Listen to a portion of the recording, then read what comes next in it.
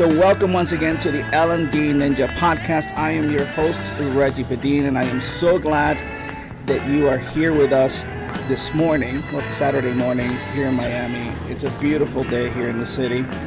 And I brought the show outside this time around because I have a very special guest, and I wanted to make sure that this was different. I wanted to make sure that we did something different for you today. So if you hear a little bit of background noise, some construction, there's a lot of construction happening here in the 305. And I live just like down the street from the airport. So if you hear any of that, don't pay any mind to it. I hope that you enjoy the sights and sounds of the podcast today. Well, my guest it's a very, very special guest. Rob Valdez is the Director of Digital Advisory for Daszkal Bolton. He is one of the smartest people I've met in the space of cybersecurity and crypto and entrepreneurship. The guy, RPA, I mean, you name it, this guy has done it. And you'd be surprised because he looks so young. The check's in the mail, Reggie. but Rob, we're so glad you're here. Thank you. We have a pretty exciting, and I think an audience that is thirsty for knowledge and nice. and to understand what's going on out there. So you want to say hello to the folks? Sure. Hi, everybody. It's a pleasure to be here, and it's great to see my friend Reggie again. That's it. Well, that was that was short, man. What you been up to, Rob? I mean, I haven't seen you in a couple of years, and yeah. But I think you've been busier than me. Yeah. Well, I don't know about that, but I've been up to a lot of fun things, and so I'm really happy to have had some nice opportunities and to be able, I guess, share some information about that with people who are interested. My background, just for people who don't necessarily know, is that for the past 15 years I've worked for technology providers and or public consulting firms, primarily focused on technology, and a lot of those things encounter the types of topics that you were talking about. Blockchain and cryptocurrency types of topics and risk, cybersecurity, automation, analytics. These are the different areas that oftentimes come in my practice. Now, tell me something, because it seems like it's always been, at least for the last few years, it's been a hot topic issue, right? All those areas, especially cybersecurity and RPA and certainly crypto. Yeah. But in the last, I would say probably in the last 18 months or so, it's really like exploded. What's going on there? Yeah, there's been some really interesting things in a few of these areas. I think cryptocurrency specifically has had some really big sort of themes that have been moving strongly. There's been the sort of resurgence of decentralized finance as a concept that the marketplace is showing interest in. And then with Bitcoin specifically, there have been some sort of landmark events that have occurred that have been very exciting, including a couple of nations adopting Bitcoin as legal tender, and many companies building very exciting things, and many people using Bitcoin and other cryptocurrency as part of their financial tool set. El Salvador being one of them, right? Yeah, absolutely. Yeah. My wife is she was born in El Salvador, and so I know that the president of El Salvador, Prime Minister, has been pretty big into. I mean, he's hedging. He's all into crypto. He sure is. He's a fascinating person. Nayib Bukele, or Bukele, depending on where you're from, how they say it, right?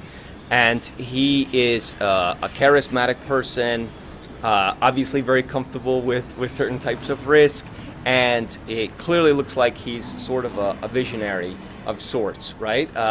Thing about a visionary, you may or may not agree with the vision, but he advances an incredibly powerful vision for his nation and his people, and it's compelling to a lot of observers.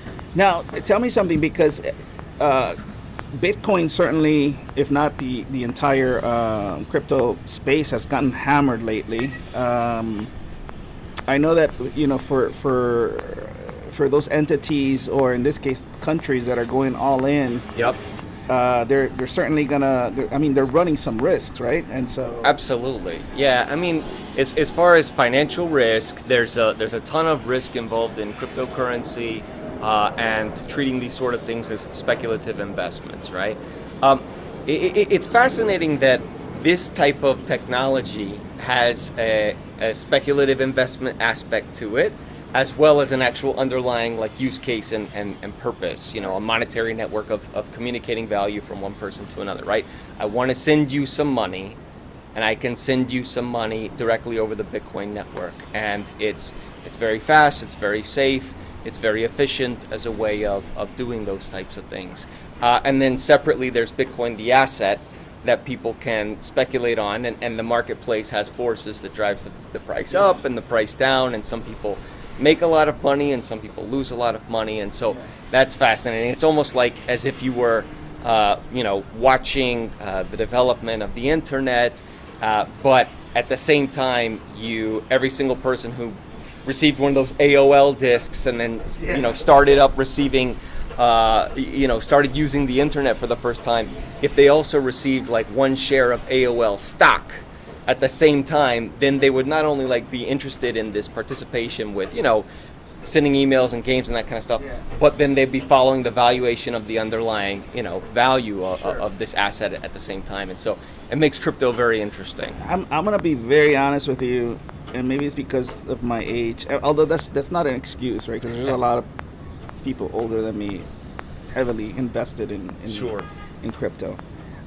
I don't get it. Yeah. And so you listen to people like Warren Buffett. Yes, right? yes. And Charlie Munger. Right? Yep. So and they're saying, well, it's not tied to anything. It's It's the what's the theory? The theory of the greatest fool or the last. Yeah, greater fool theory. Yeah, fool. Absolutely. And so I think, but there has to be something to it, because certainly. A lot of smart people are involved in it. So, I know that here in Miami, the mayor of Miami it's also, we just held a conference here. I don't know, did you attend the conference, the Bitcoin or? Yeah, I came to Bitcoin 2022, an enormous conference. Really, I've never been to a conference of that size before. It was really a fantastic event. And I find the mayor to be fascinating and compelling and charismatic and good humor. I had a very short conversation with him on one occasion. Oh, you did? Just, amazingly charming individual, but obviously highly intelligent and again, a visionary. Yeah. And he's doing amazing things here for our city and, inviting entrepreneurship in a way that's quite inspiring. Yeah, even the name of the arena, the basketball arena here, went from a pretty established old school company, American Airlines, right? Yeah. And they switched to FTX. Yeah, right? That's right. Yeah, deep pockets there. And so I was pretty fascinated. My wife and I attended quite a few games this year, and you couldn't help to see how many people were sitting courtside. Yeah, super young. Yeah. Super young. I've lived here in Miami now for since 2006, and you always see the fancy cars. Yeah, there was definitely an uptick on supercars in the area, driven by very young people, and so you probably hear one in the background right now. That's right. It's fascinating. So this city has certainly it's really trying to evolve and expand. For many years, Miami used to be just about services, right? It was tourism, right? Restaurants, hotels, right? Beaches, right? We have the beautiful weather and everything that we have here, but it's certainly the pandemic certainly hurt our economy to a certain extent, because people couldn't come here and spend their money here. So I think that's why you're seeing a big push from the city and from the mayor to bring more industry, more technology into the area, like creating the second Palo Alto here in Miami. I love it. I love the approach and the mentality of a civil servant, of a politician who basically is saying, how can I cater to business and how can I create jobs? And I mean, that's a very inspiring thing for a leader to do, and I'm thrilled about what he's doing, and creating a lot of investment and excitement around crypto, and then fintech, generally speaking, and then jobs more broadly as well. Yeah, so we're definitely going to get into fintech because that's another area that has really sort of taken off here in the 305.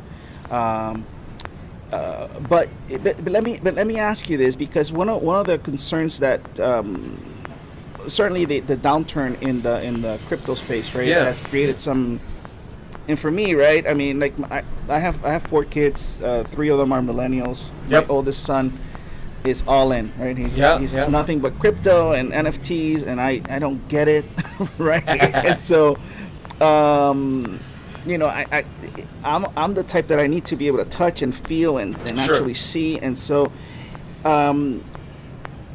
this downturn that we have, what do you see happening with the industry, with the space?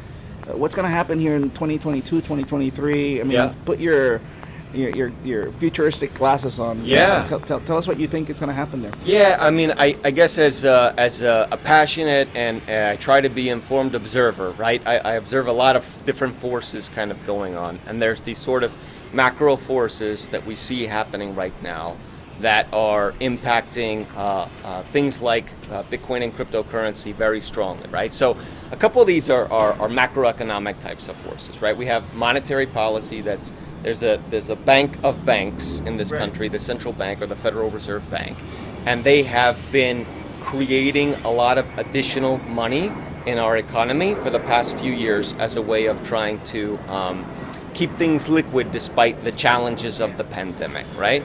And so when they do that, they put a bunch more money into the system, then all these assets that people want to buy, because there's more money now, that the price of the assets kind of like inflates, right? And then now, since we're coming out of the pandemic sort of economic crisis and we're building into what's been a very strong and continuous recovery, thankfully, that's happening right now. They're saying, okay, there's too much liquidity out there, and guess what? That overflow of liquidity has caused this challenge of inflation.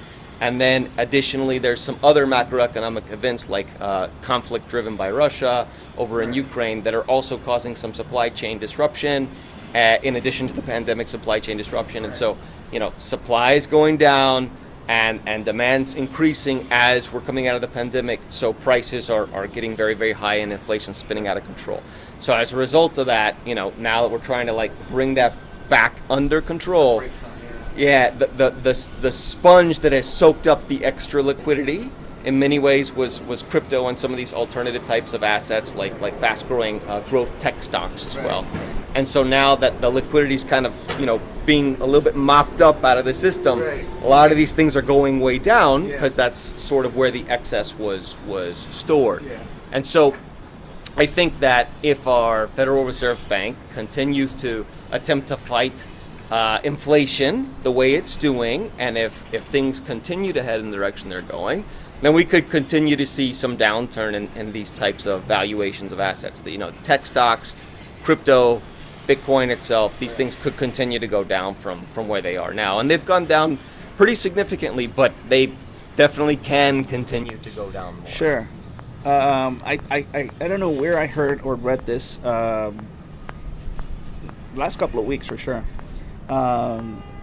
Things like luxury watches, like the Rolexes. The market has come down a little bit. The secondary market for Rolex Daytonas, I guess, is crashing. Whatever that means. And whatever that means. And the second thing is that I think even as late as last year,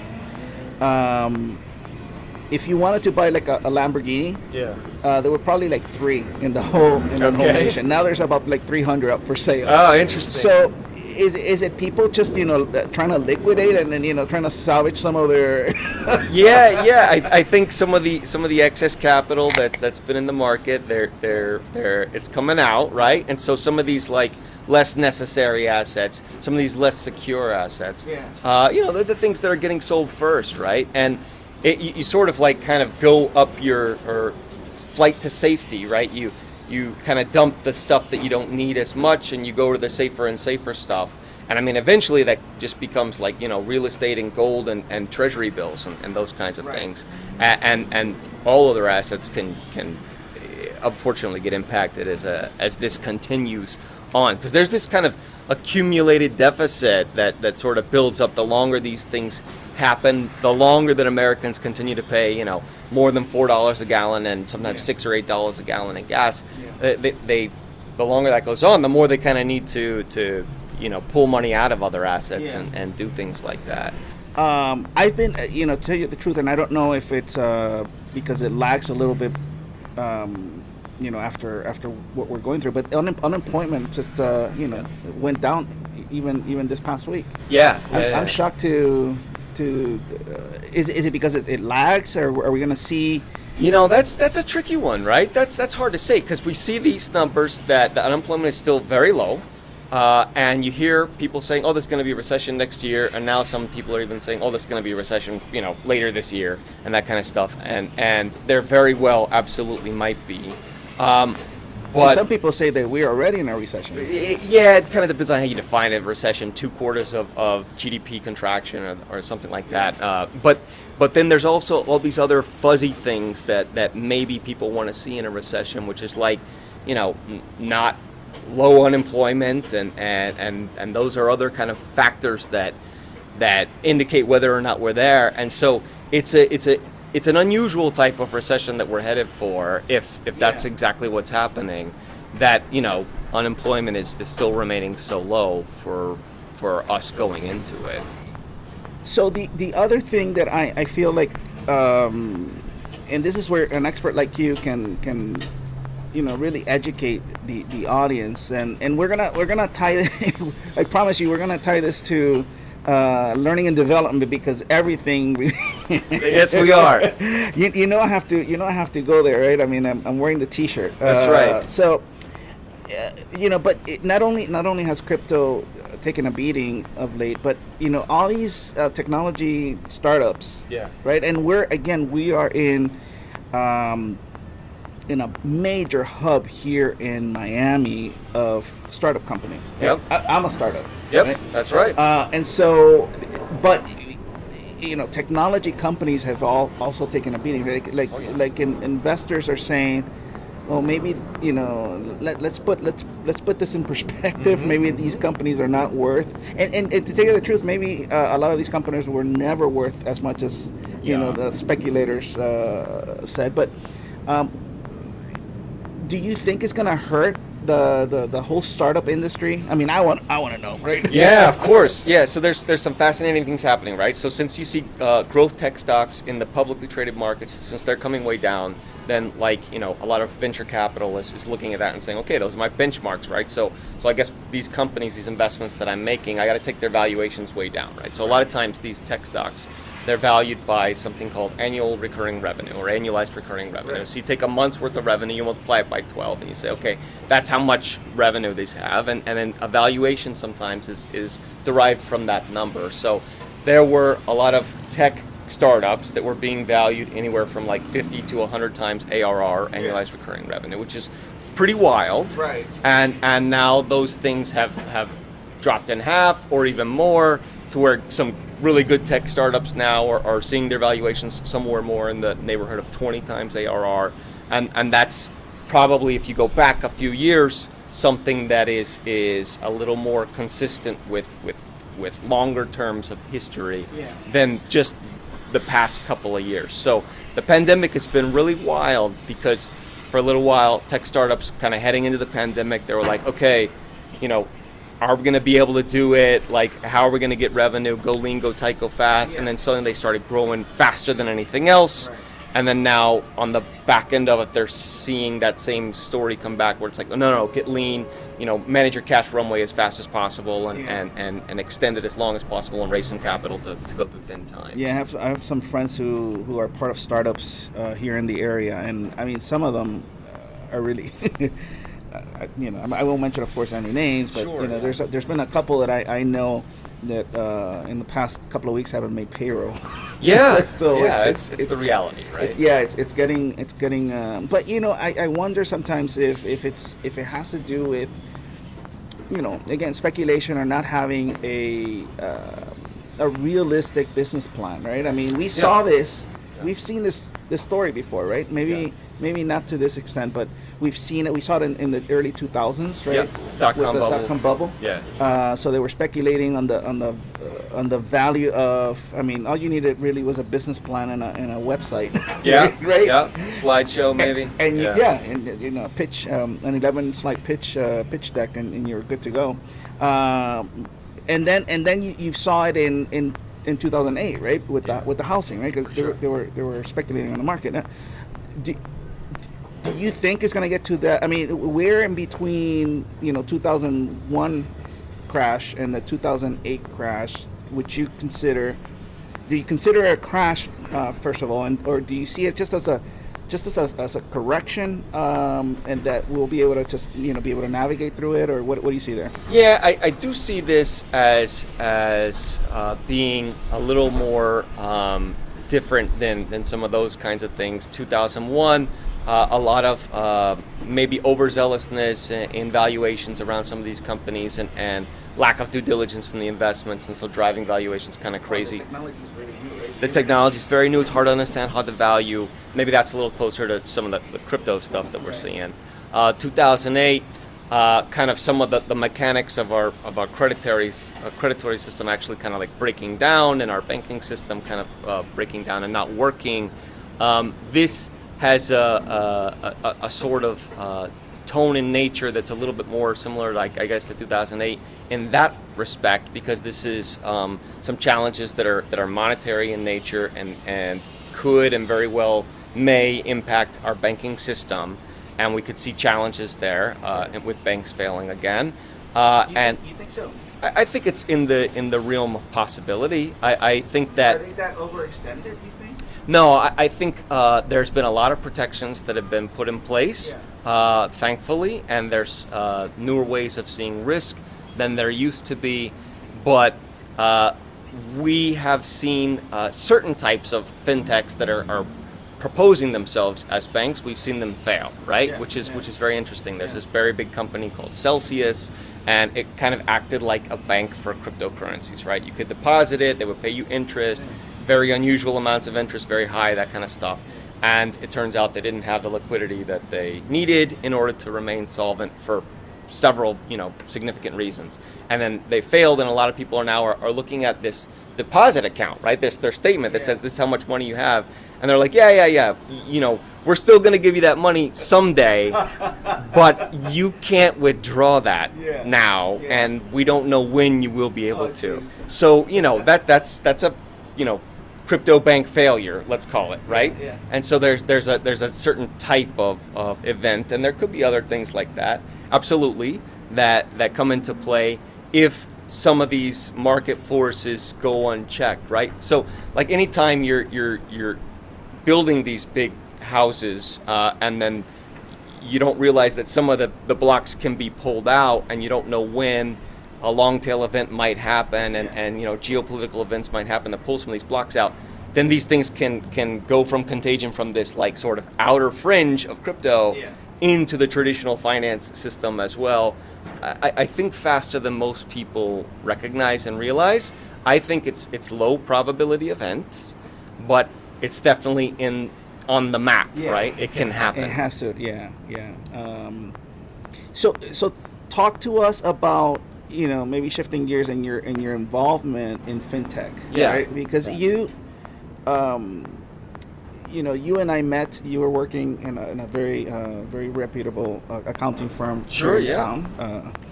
I don't mind saying it was Kaufman Rawson. Absolutely, very good. yes. So there's a plug for our friends at KR. But then, and by the way, I left before you did, and I thought I saw you. I told you this over the phone. I saw you as a lifer there, but you decided to take an entrepreneurial risk. Yes, yeah. And so you went into it was fintech, right? I mean, that's fintech, and it happens to be Bitcoin banking as a service. So what was your experience? I mean, we're not going to divulge the the entity, and you certainly, but what was your, because certainly, what I've known from you is that you take these opportunities as learning opportunities to grow your knowledge and your experience, and because you are an advisor, right? It certainly helps. It puts you in a good position to be able to advise either individuals who are thinking about starting new companies in this space, or companies that have already been formed, new startups. You can go in there, or even established companies that are not in the space. You can you can advise them. So, what were some of the lessons you learned?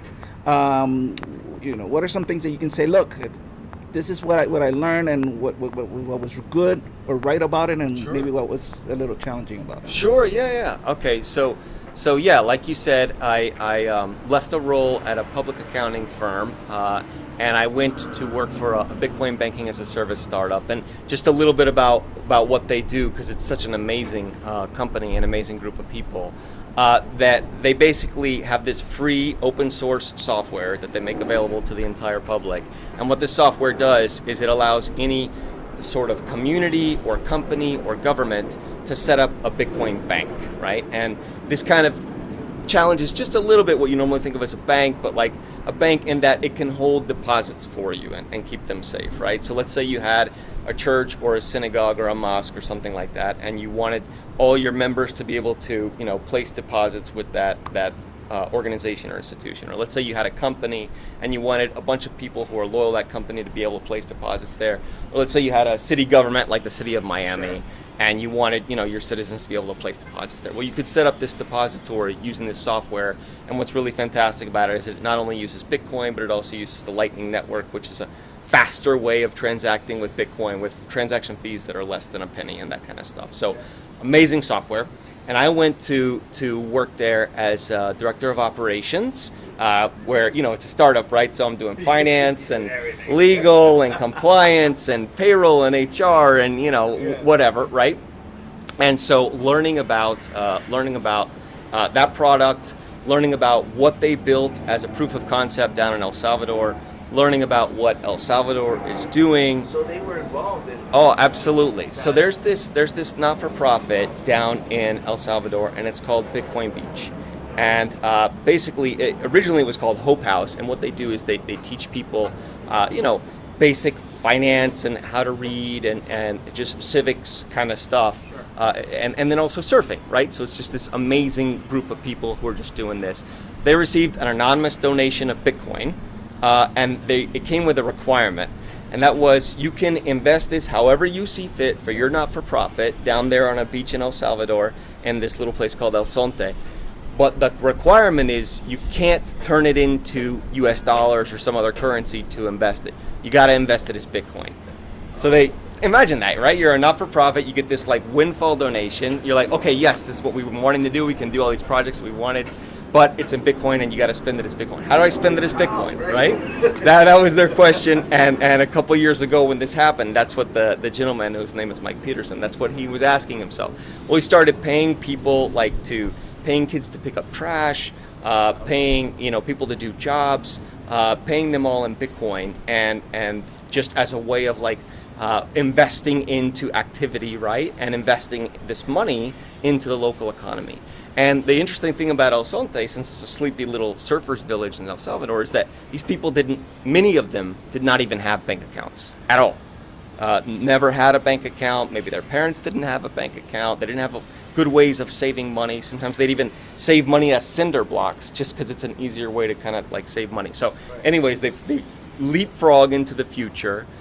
He starts investing Bitcoin into this little community, and he's doing it, but there's all these challenges of ways to do it. They have to do with wallets and keys and kind of the tech mumbo jumbo that a lot of people hear people say about Bitcoin. They're like, okay, yeah, that's too much. I don't get it. I don't understand. that's me. Yeah, which is why you're saying like, hey, why? I don't get it. What's the whole point, right? Well, the whole point that Mike Peterson knew, and that eventually Nicholas, the founder of this startup, knew, and what he built for them, or what he implemented for them as a proof of concept of his software, was that Bitcoin is money, right? It is money, just like U.S. dollar, just like gold, except not controlled by a government, right? Just in the same way gold's not controlled by a government. Okay, but here's my question. You need to educate, and maybe I haven't researched it enough. But at least there used to be a time when our currency was based on the gold standard. Gold, yeah. That's Gold. that ceased in the 1970s, early 70s. Yeah, we broke from the gold standard. And then from there on, the United States government said, look, this piece of paper is backed by the full faith and credit of the United States. Yeah. Okay, that makes sense to me, right? Because they can print money, they can control things. But what is this based off of? Right? Yeah. What is the value of this new currency? Based off of? Yeah, it's based off of work, the same way that gold was based off of work, right? So like gold is rare, you have to do a lot of work to get it out of the earth, right? And so basically money is just an abstraction of some effort or labor, right? Whether it's your effort or labor or somebody else's effort or labor, so money is just an abstraction of work, right? Yeah. So Bitcoin's an abstraction of work, gold's an abstraction of work. The one that doesn't make a lot of sense, or that can create different types of philosophical challenges, is the second version, the fiat version, where the government's like, hey, now we're just going to be able to print up money without doing work, and so they separated money from work, and so when they do that and they can make more money, then it creates challenges, kind of like the one that we're facing right now in the pandemic, right? Where they created a bunch more money because they wanted to put liquidity into the markets. And then that money was not connected to work, to productivity that the economy was actually doing, that workers were doing. And as a result of that, like a bunch of asset prices start to inflate, and people maybe do less due diligence and less caution than they should with their capital and their investment. And it leads to other types of problems. So J.P. Morgan originally told Congress for one time, gold is money and everything else is credit, right? And so the reason he's saying that is because gold requires work to get. It requires work to extract from the earth, and then you have to perform work to get it thereafter. And so since Bitcoin requires work in order to create and then thereafter to get, it's a type of money. What else? What other lessons did you learn during your experience with the So I learned a lot about the underlying value of Bitcoin, especially seeing it take place and manifest in a true economy and through adoption. And so, like, one of the questions you were asking earlier is, hey, what's going on? Bitcoin's kind of going down, crypto's going down, what's going to happen? And I think a very important message that kind of like ties this to that is that people are going to keep building the technology, right? Yeah. And people are going to keep building the systems underlying that originally create this value in the first place, right? So Bitcoin, the asset, has value because people have to perform work to get it, but Bitcoin, the network, has value because people can use it and rely upon it when they need to, right? So we saw this village adopt Bitcoin. Went from a few thousand people to tens of thousands of people that adopted Bitcoin, and we saw that people went from being unbanked to being banked the first time in their life, and like kind of how being banked allows a person to conceive differently about planning and their long-term objectives, right? Like the ability to store money and store value in a long way that's secure allows you to make longer term, more capitalistic types of plans, right? Hey, I'm gonna get this little truck, I'm gonna sell donuts, I'm gonna get some more inventory, I'm gonna make these breads, I'm gonna make pupusas, sell them down there, right? And start a business, right? So the accumulation and allocation of capital, like you're just watching it like on the forefront of living, right? That that people are doing this amazing thing. And these are people who have historically been excluded from the... Totally excluded from the financial system, not provided access to banking. Why are they not provided access to banking? A lot of times Americans are so confused by that, right? Because like we walk down the street and everybody wants to hand us a credit card, right? Well, in a lot of places in the world, right, there's a huge portion of the world that doesn't have access to banking because they don't have documentation that proves, in the way that the bank says that the government has told them that you need to prove who you are. Sure. They don't have that documentation necessarily. They don't have, proof of residency. They don't have proof of identity with the number of ways that it needs to be proven. They don't have proof of income with the way that it needs to be proven. Here in the U.S., very easy to get a bank account, very mature system. Many other places, not the case at all. So the huge unbanked population in El Salvador now is in the process of being banked in many ways because of this type of financial innovation. So I see that Bitcoin will continue to bank the unbanked. And then there's also other types of technology that are creating additional financial inclusion as well, which is proving very fascinating. Yeah. But that's something that I learned as part of being in that journey. Well, I was, you're using the word that I was just thinking about. It is fascinating, right? Yeah. It's fascinating to see. And look, I'm sort of kidding about it. I do see. Now, whether or not the government gets involved in it, right? Yep, because now they're asking people on their tax returns, right? Sure, absolutely. I think it's on the top line now. They're asking, hey, have you invested in? Or you? Yeah. So, but the certainly there seems to be movement in that direction, which now brings me to another point, and that is how the security of it. And you've been pretty involved in cybersecurity for years now. Definitely. So talk to me, and you can't turn the news anymore without hearing of this entity being attacked, that entity being attacked, yep. This government being attacked. Yep, right? Yep. So many leaks, and so certainly are the two are tied, right? This new. Oh yeah.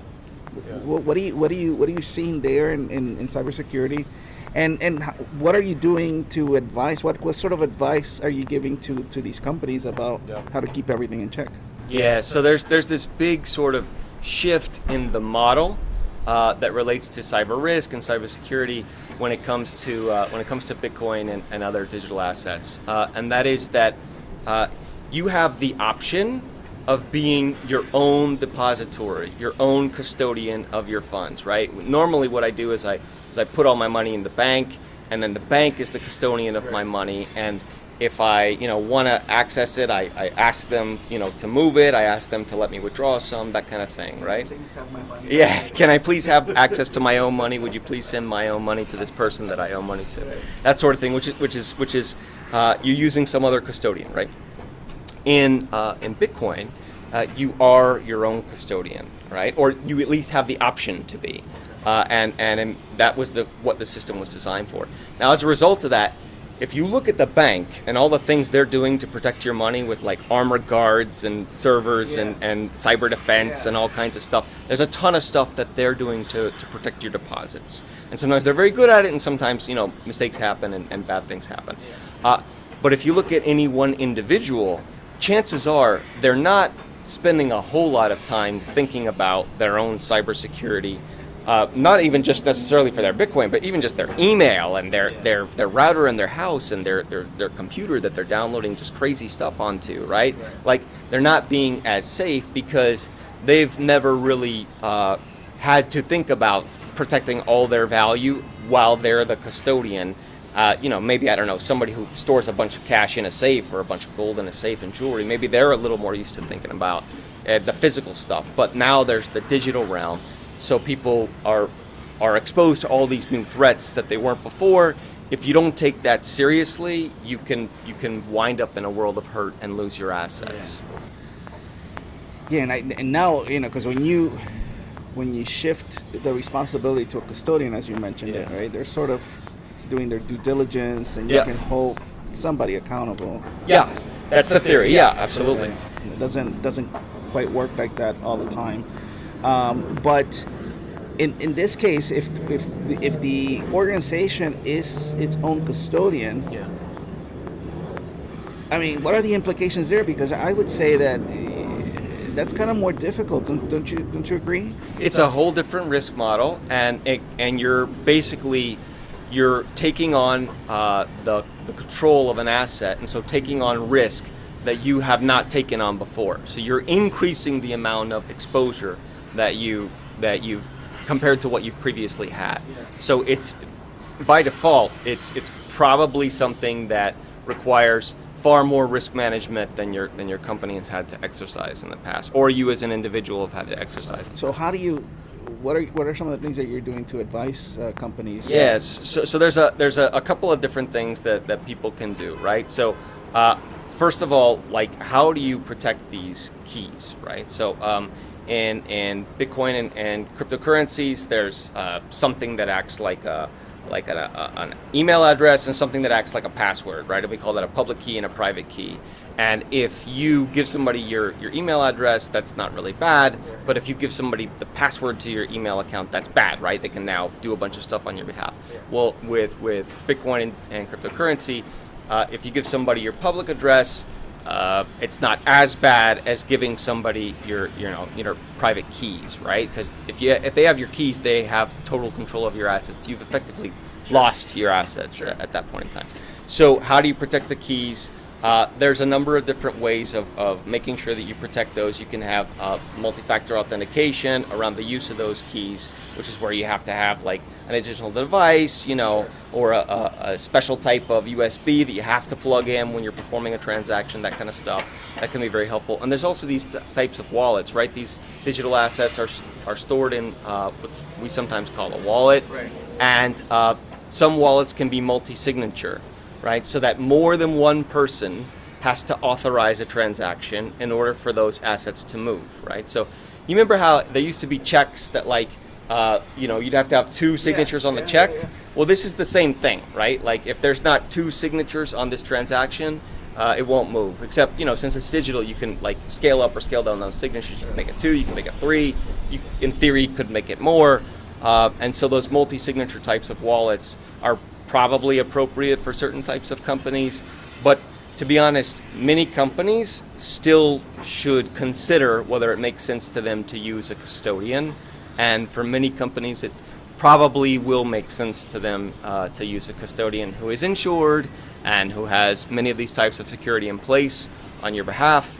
And some companies are required to use a custodian. So we'll end up with, down the line, the same banking system.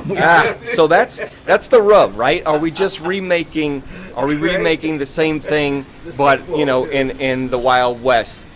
So there's a couple of aspects to that. Number one, many Bitcoiners would actually tell me people should manage their own keys. Companies shouldn't consider using a custodian.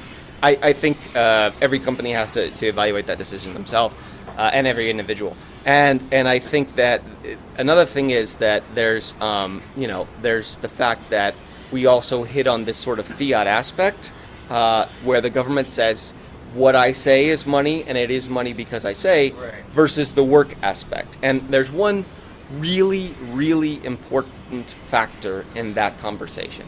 If the government says, whatever I say is money, and it is money when I say it is, then they don't have to do any work to make more of it, right? And because they don't have to do any work to make more of it, when they make more of it, the stuff that's already out there goes down a little bit in value, right? So we call that debasement of the purchase power of currency, right? And it shows up, it manifests as inflation and other ways, right?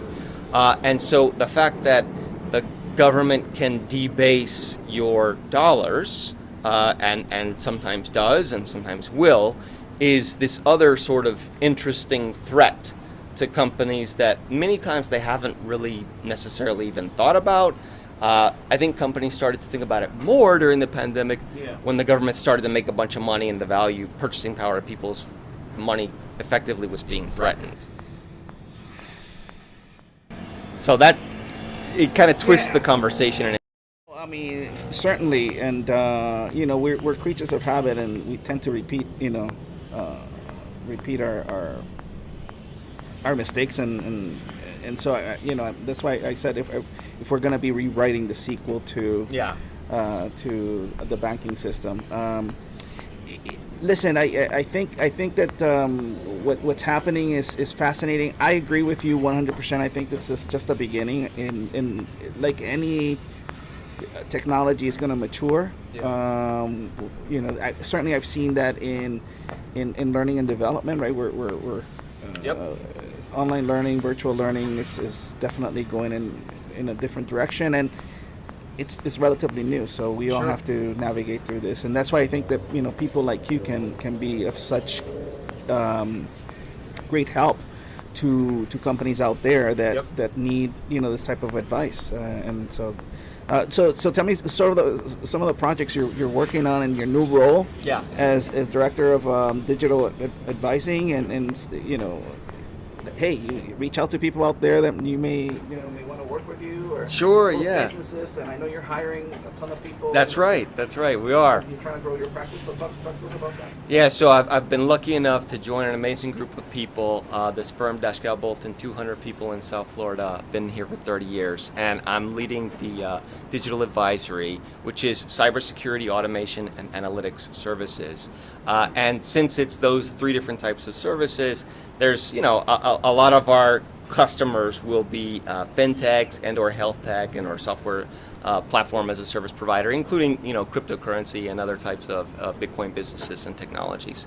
So we're in the position to be able to offer these types of services, which is excellent and fascinating and stimulating, and also provides this really good value, right, of helping people protect what they've already built, and communicate how they're protecting that through things like audits, and or be more efficient with the things they're building through automation and through different types of architectures and approaches, and then finally gain additional insights and different, better informed plans through these analytics and by exploring their own data, and seeing what opportunities are available to them. And what sort of people are you looking for? I mean, So right now we're actually looking for people who are interested in one of those three verticals, right? Either cybersecurity, automation, or analytics. We just brought in an intern.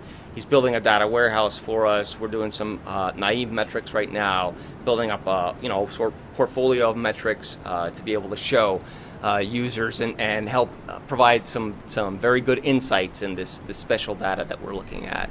So while we're doing that data work, we also will be doing cyber work and automation work. Cyber work, people who are interested in cyber audits or cybersecurity services like vulnerability scans, penetration testing, that kind of stuff for sure.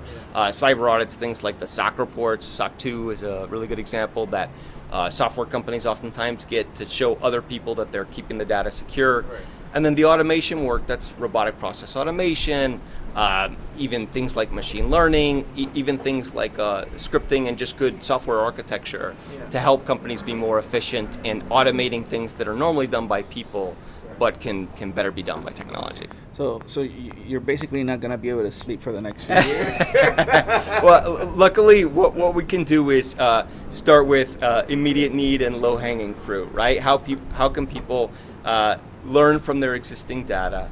How can people, build their processes smarter and better? And how can people just be more secure about the way they're doing it? What's the is there like a typical client that you are targeting? Yeah, for sure. So I'm very passionate about fintechs, and fintechs definitely need these types of services. So fintechs anywhere from pre-revenue startups, just a couple of people, all the way to 20, 50, 100 people getting started. Because I have a lot of passion about startups, I'm very interested in working with these kinds of clients and others. And then also healthcare, because they deal with such sensitive information, and they have HIPAA regulatory requirements. It means that they oftentimes need help in this area as well. So those are the two main areas that we're able to provide these kinds of services most immediately for. And so my next question, I mean, it's obvious. What can professionals in my space and learning and development do to assist either practices like yours or companies or the customers that you work with to get educated and more informed in these areas? Yeah, absolutely. So from my perspective, a lot of it is relevant content and subject matter, right? That's really where we need a lot of help in driving professionals and educating them, whether with skills or knowledge or experience or all three, and creating these types of learning experiences for them, right? So learning about these topics like digital assets and cryptocurrency, learning about cybersecurity, learning about automation and machine learning and artificial intelligence, and learning about how to better use data. These are all different types of topics that we could use additional education and learning and development and instruction on. Additionally, also really helping professionals of some of the more traditional disciplines see all the value that's available to them by applying their skill set among these areas, right? So a lot of my career has been about helping accountants understand that they're already in this game, whether they know it or not, and that they can, upskill just a little bit to play even better in this game. Especially if they want to stay in the game, right? Yeah, absolutely, yeah. And honestly do work that's interesting and exciting as well. Yeah, I wonder how many professionals who've been down the road for a while now see it as a exciting opportunity, and how much of that is maybe the younger generation coming up, right? Do you get a sense there? Because I know, when you and I worked at KR, you helped my team a great deal. You were the subject matter expert in us being able to create trainings, both for internal and external purposes. What do you see? I mean, do you see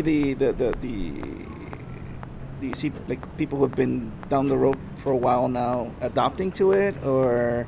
Yeah, I see that conservative professions oftentimes take conservative approaches, and that's very respectable, that people maybe don't want to dive headlong into something, but making sure that you're keeping up with the education and knowledge portion of it so that you do feel comfortable evaluating which types of work you're comfortable doing, that I think is a good approach, right? So sometimes we've seen people who've been in the profession longer a little more hesitant to learn about this kind of thing, or even actually doubting whether they can, which is not valid at all. They should not doubt. Right, technology and innovation tends to scare some people, right? It does intimidate people, and there's a bunch of terms that are obscure and that kind of stuff, which doesn't help. And so they're hesitant maybe to dive into the subject. But I think by us making sure that we're bringing it into plain English is probably a good way of enabling them to access these types of topics faster, easier, better, and then realizing that they actually do understand a lot more of it than they think, and they can apply their existing knowledge in ways that they didn't previously realize. Well, you said something there that really speaks to my heart, which is doing it faster, getting it out there quicker, making it available to people. Oh yeah.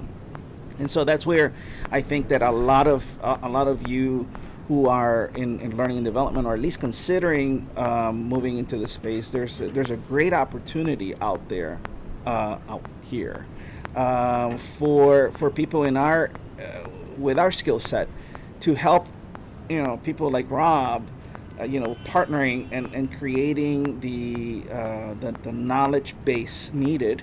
Not only to inform and educate people internally, to really reskill them, and that's a big word that has been thrown around in the last few years. Reskilling people within, certainly in the accounting space, but also clients, right? Because I remember that a lot of the trainings that we created, we also made available to people outside of the firm. Absolutely. All right, whether it was courses on cybersecurity, phishing, social engineering, right? I mean that was something that we put out there, and that you helped us create. Absolutely, yeah. And so I think that the people in my space can become allies, right? Yes. Of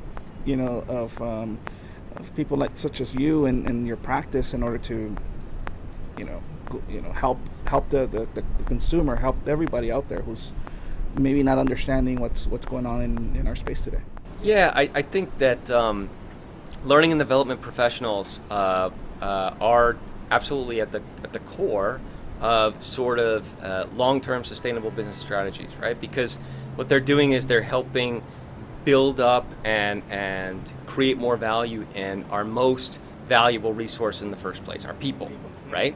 And so because they're helping our people maintain relevant skills and knowledge and experience, then they're ultimately like right at the center of what's driving value for a business, right? So maybe at a CPA firm like where I work now, or at a different type of, a fintech or a healthcare company or any kind of business, they're keeping these people up to date with these latest topics, and that's a huge value delivery chain that we're hoping to keep well engaged. So I think that's why, applying good methods and good tech, even in the space of learning and development, is critical, because we have to be able to move fast and lean and be strategic, just in the same way the marketplace is expecting us to. There you go. By the way, I did not pay him to say any of that, because that's been my sort of my passion. Yeah. I've been in education really now for 20 years, but in corporate America for the last 15. Right. Small firms, mid firms, large companies, telecom, retail, professional services, and I see the need across the board. I mean, I haven't come across any organization that it's even higher education. Sure. Right. You teach in higher education. I do too. Yep. And so we're constantly having to retool and reskill. Right. That's right.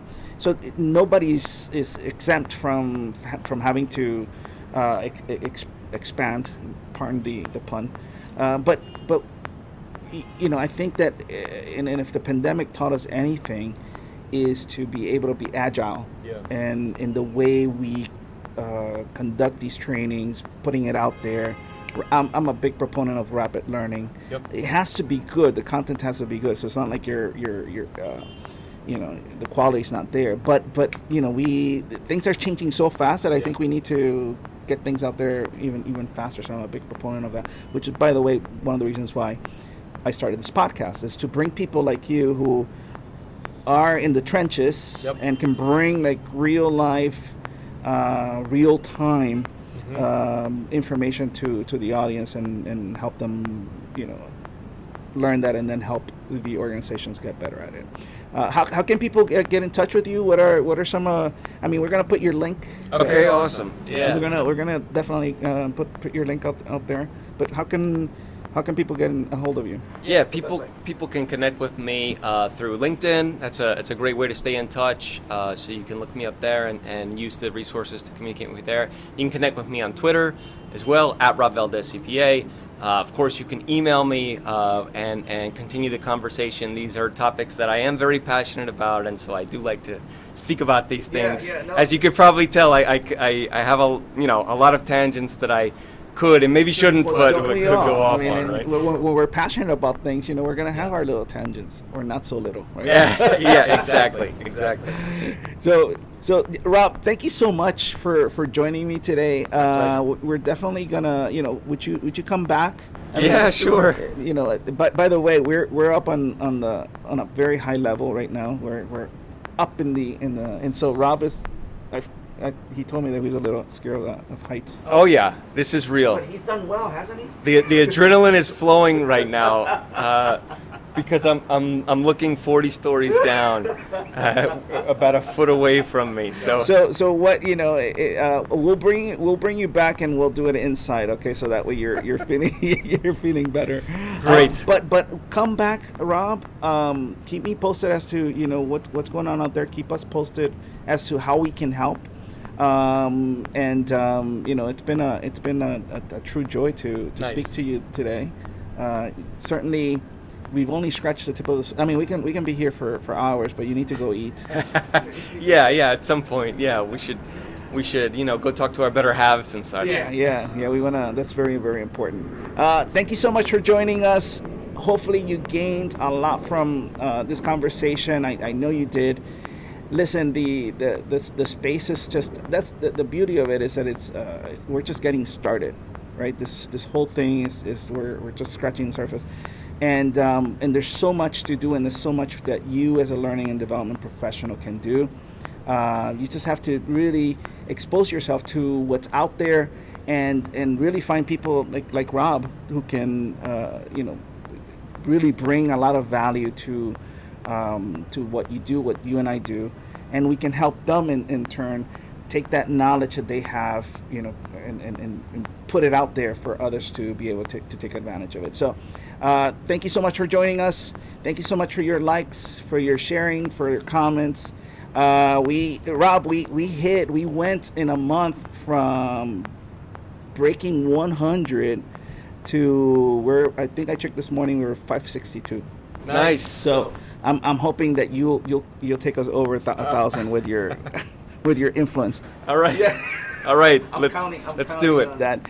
But that's been all because of what you've done, and what you've you're really making this into a real community, and I'm thankful for that. Until next time, Reggie Padine. See ya.